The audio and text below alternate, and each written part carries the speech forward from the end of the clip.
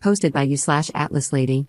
My boyfriend, 26M, and I, 25F, started dating in July 2014. He is the biggest optimist in the world and lived a pretty cushy life as the only child of divorced parents. We both lived separately and had jobs that covered all our bills and then some. He bought an expensive sports car, a gaming computer, and a purebred dog, important later.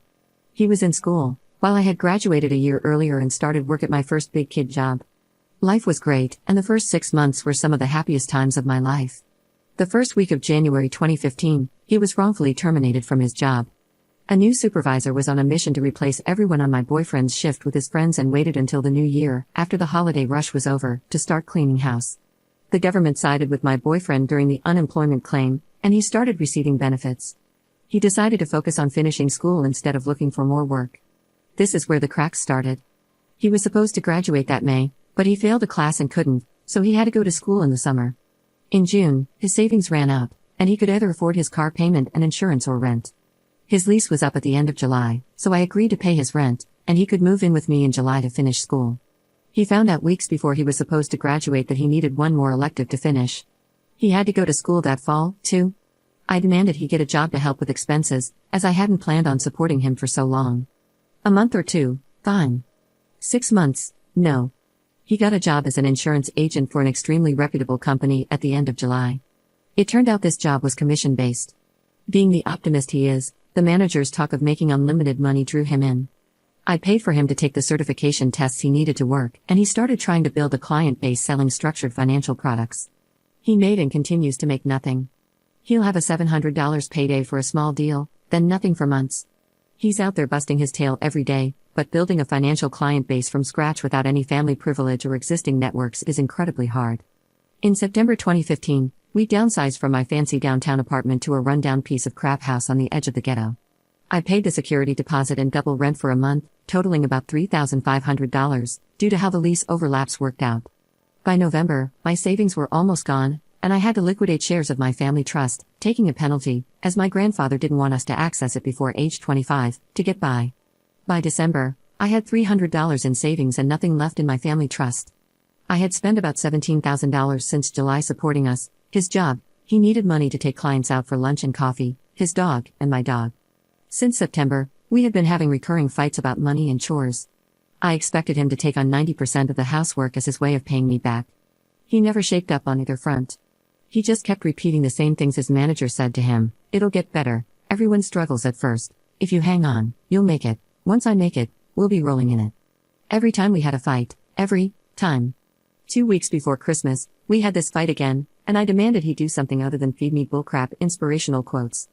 I left the house in a rage and drove to buy cigarettes.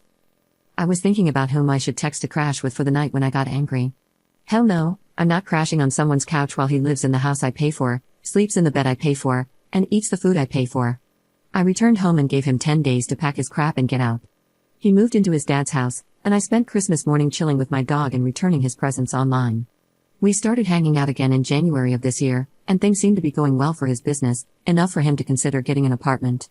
I told him he could move back in, and if we couldn't split expenses evenly at first, he had to get serious about doing chores and sticking to my budget.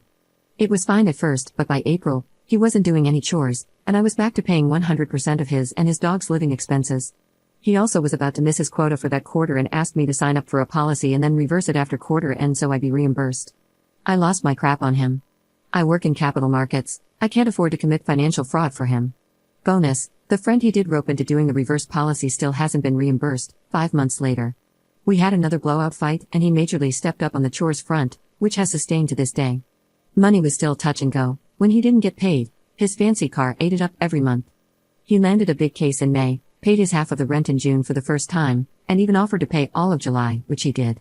By the second week of July, he was completely broke again and told me last minute he couldn't pay August rent. I had to scramble to get the cash needed in one account to send the check. He couldn't afford to pay for his half of groceries as he promised, either, so that was a scramble too. I'm so sick of this. I work an incredible job for my age, paid off all my college debt 8 months after graduation, and own my car, yet I'm living paycheck to paycheck supporting him. There's always something, even if it's a legitimate something, that keeps him from paying his half. It's been an effing year, and there hasn't even been marginal improvement. His job is meant for filthy rich trust fund kids who can afford to be this broke while they build their client base. I admire his optimism, But he's not suffering for listening to it, I am. I have enabled him far too long, and after the most recent fight about money, I realized he is too immature to be trying his hand at this job. He complains when he meets clients who spend their money on cars and trips and toys instead of buying a policy from him, when he blew his money on a car and a gaming PC when he had a steady paying job. He has no problem having regular, circular fights with me yet won't ask his parents for help because that would be awkward and I don't want to lose his father's respect. He's hurt that I don't trust his promises when he's barely kept any of them, from his graduation date to his bills to chores. He is too immature to see the bigger picture, and because I've been enabling him to a fault, he has never needed to because the consequences don't fall on him. They fall on me. Last night, I told him I'm not renewing the lease and am moving out by myself. He followed me around the house, pleading with me and asking me questions. How do you feel about me? What about us? Where will I go? What will it take for you to let me come with you? Questions I have answered every single fight. Questions he needs to answer because it's his effing life. I refused to answer them again and went to bed. He stood in the doorway and quoted that stupid Marilyn Monroe line about not deserving people at their best if you can't handle them at their worst. I told him he was totally allowed to feel that way and walk. He shut himself in the computer room and slept on the couch that night. I can't believe he feels like I'm abandoning him after all I've done. He doesn't understand how hurtful it is when he tries to pay his half of the rent and bills by spouting off platitudes about struggle and success. It makes me feel so effing disrespected, and I have told him this every fight. And despite having this fight regularly, it's like he's not even listening to me. Why would he? I haven't made myself worthy of respect by being his financial doormat and not sticking to my boundaries. At this point, I feel he is using me as a safety net. He knows I won't let him or his dog starve, so he doesn't make himself care about coming up with the money for food. He is so deluded by his optimism that he breaks every optimistic promise he makes to me.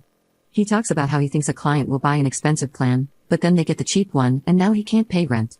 He talks about how he met loads of people at a networking event, but only 3 call him back, and he needs money to take them out. He says he's set to get 40% enrollment on a corporate contract but only gets 11%, so he can't pay for groceries this week. I used to think he was lying to me, but now I see he's lying to himself. He hasn't matured at all or grounded his expectations in reality because I've been standing in the way of it. Because of this, I don't trust him to give me a realistic end date for supporting him because he'll probably be wrong about that too. And now that I'm done being his Atlas and holding his world together, he's starting to panic. It bothers me so effing much that he didn't take me seriously until I let the hammer drop on him, as it should have been in the beginning. The irony is not lost on me that he's a broke financial advisor. I missed the first 6 months of this relationship when he had a job that paid well enough to cover up his financial immaturity. I could have taught him a few things that might have stuck instead of picking up all the slack and mothering the ever-living crap out of him. I miss going to sit-down dinners, football games, and movies with him. I miss the feeling I had a month after I met him when I knew I would marry him. Now I'm not sure at all. I'm sad I love him. It's a burdensome tether instead of the inner flame it used to be. And maybe this is my own fatal optimism speaking, but that guy is still there, buried underneath all this bullcrap.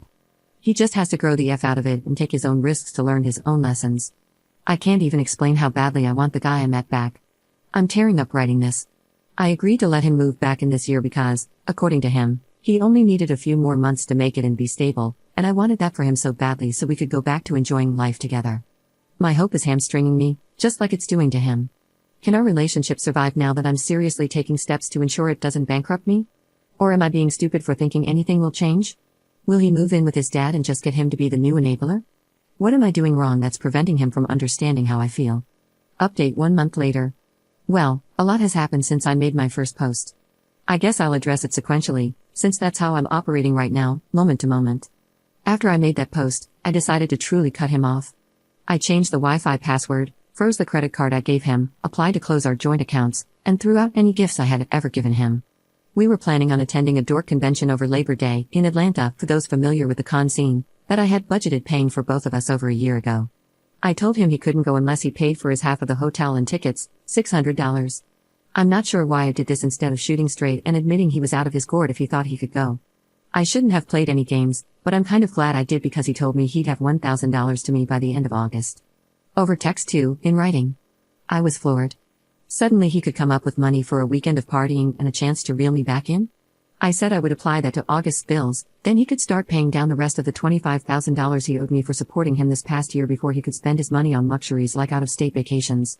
This was over text, and he never responded, then he slept on the couch again that night. That was a Friday. Saturday morning, he left the house around 9 a.m. with his dog, leaving all of his crap in my house. I piled all of his and his dog's stuff under his desk and got rid of any pictures of him around the house. I blocked him everywhere except Facebook and text. I went to 2 rental house showings, loved one of them and the landlord, put a deposit down that day, went on multiple walks with my dog as well as a long trip to the dog park, and celebrated/vented/drank wine through Twizzlers with my next door neighbor and her boyfriend. XBF never returned that night. Sunday, I spent the day working on cosplays and outfits for the convention as well as goofing off with my neighbor and dog. It was lovely. I kept waiting for this wave of sadness and regret to hit me, but it never did. He had been out for 24 hours and his name wasn't on the lease, so I texted him that his claim to residency was gone, and he needed to come get his things with 24 hours notice. He said he was coming that night. I said 24 hours notice. He agreed to Monday evening. Monday, he picked up his stuff in his father's truck and gave me back the key. Hours after he left, he added a song to our shared YouTube playlist, Say Something by A Great Big World. I added Gravity by Sarah Bareilles and Too Good by Drake, then removed his access to the playlist the next morning. Yay, middle school communication methods. Wednesday, his best friend texted me like nothing was wrong. Thursday, I texted my ex about when I could expect his check in the mail. He didn't respond. Friday morning, I emailed him. At this point, as far as I could tell, he had gone no contact with me. I sent him one last email a day later basically stating that, and he asked me to coffee Sunday night. We met up for coffee. He never mentioned repayment at all, but in the discussion about our feelings, we both felt the same way about this, betrayed, abandoned, hurt, and distrustful of the other person. He felt I had lied when I said I was fine supporting him and basically insinuated that I wouldn't want to be repaid if I believed in us because otherwise I was actually loaning him money under the guise of love and setting him up to fail. When I realized he felt just as used as I did because I cut him off from my money, I knew I was done. My stomach sank like a weight. I let him finish talking, then we parted ways. He asked if he could contact me, and I said I needed a break. The next day, I emailed him about the $1,000 he had promised me and reminded him he never discussed repayment at our meeting. He didn't respond for days. Then, the day I was set to leave town for the convention, he replied saying the money was on the way. Cool, it could sit in my mailbox for 5 days while I'm out of state. Also, during this time, he was telling mutual friends we were going through a rough patch, yet my friends were finding him on Tinder and OKC. I partied my tail off for the entire convention, and when I came back, the check was in an unpostmarked envelope in my mailbox. I cashed it and sent him an email telling him so and asked that he use snail mail for future repayments instead of trespassing on my property when he knew I wouldn't be home. I seriously wonder if he was looking for the spare key I left with the dog sitter, so creepy. He replied to that email with some mushy I love you and I know I screwed up things, claiming he is too nice and can't say no and that his urge to help others makes him neglect himself, and he needs to work on that. It was the most laughable apology on earth. I was so nice and helpful that I couldn't stop myself from draining you of all your money and energy, my bad. I replied, you broke my heart and my bank account. It will be a long time before they're both fixed, and by then I hope I won't be stupid enough to trust you with them a third time. I will be responding to emails about repayment, otherwise, good luck with everything. He replied, if I could take everything back that I did, I would. I love you with all my heart. I could have prevented it all. I could have taken action. But I let you slip away. And that'll be one of the biggest mistakes of my life. I'm truly, truly sorry for hurting you. I just want you to be happy. That's all I've ever wanted. I moved out of the house we lived into a similar one a few streets away. Moving helped keep me busy enough not to think about this. I threw out all our mementos and pictures and stuff in the process, so everything in the new place is all me, just me. Now I'm settled in, and it feels like it hasn't hit me that it's over. I thought I would be crushed, and there were some lonely moments at the convention that caught me up enough to need a cigarette, but I just feel humiliated. I don't even have the urge to check his Instagram. Every time I see a picture of him, it just reminds me of how stupid and naive I am for thinking he was my one. I'm also super distrustful of my feelings now because of that. It wasn't a question in my mind when I met him that we'd be together forever. I knew I wanted to spend my life with him, like my name, like a fact. I see cute people out or have great conversations, but I have no desire for anything more because I feel like my feelings aren't trustworthy enough to merit acting on them. They led me so far astray last time. But that's it, I guess. It's over, and life is going on.